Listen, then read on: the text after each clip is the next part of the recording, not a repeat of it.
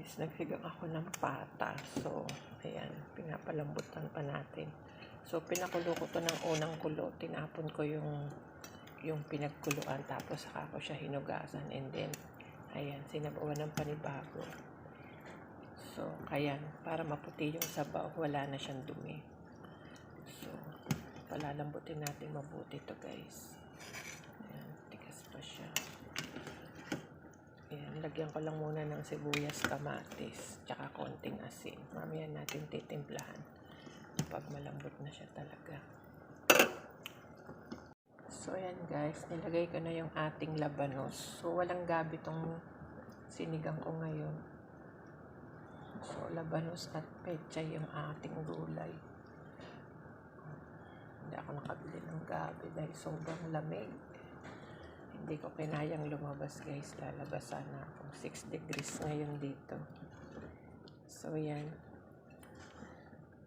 Lagyan na natin ng labanos. Wala pang timpla yan guys ha. Palambutin pa muna natin. Ayan guys. Titimplahan ko na yung ating sinigang. So, ayan. Lalagyan ko siya ng isang 4 cubes guys. Para malasang malasa talaga.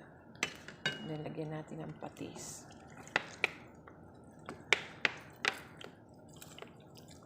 Ayan. Tapos, paminta. So, inasnan ko yan kanina, guys. Tingnan lang natin yung ano niya.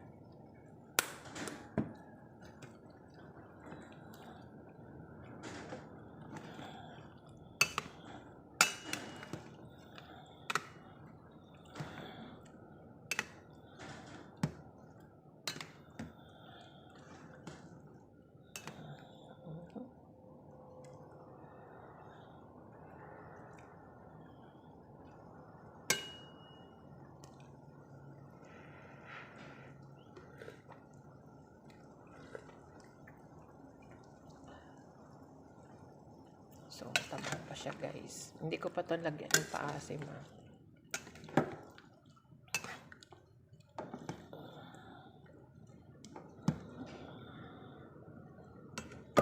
Tingnan natin yung ating sili guys.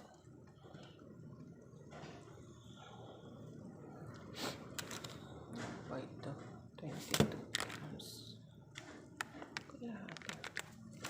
Ayan, tingnan natin ang paasim guys.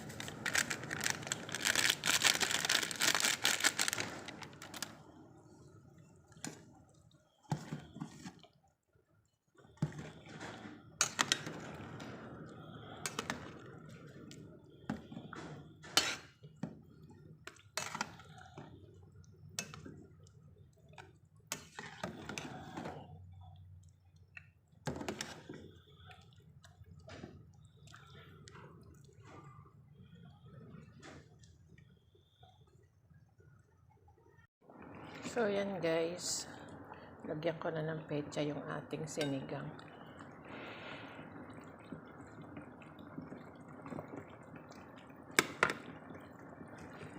So, almost done na yan guys.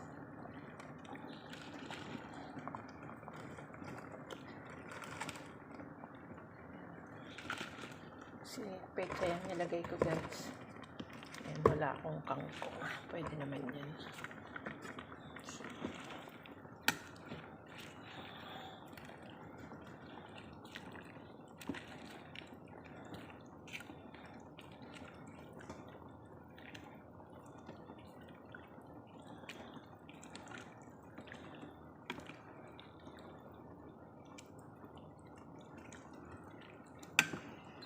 Guys, almost done na.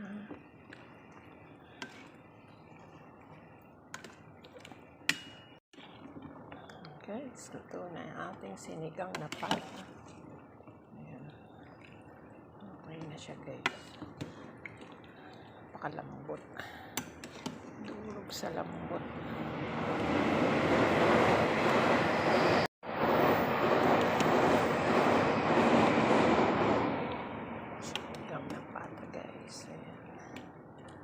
Pechay at tabanos lang yung ating gulay guys kasi wala nang gaanong gulay ngayon, it's winter na. So yan guys, ito Luto na ang ating sinigang na pata.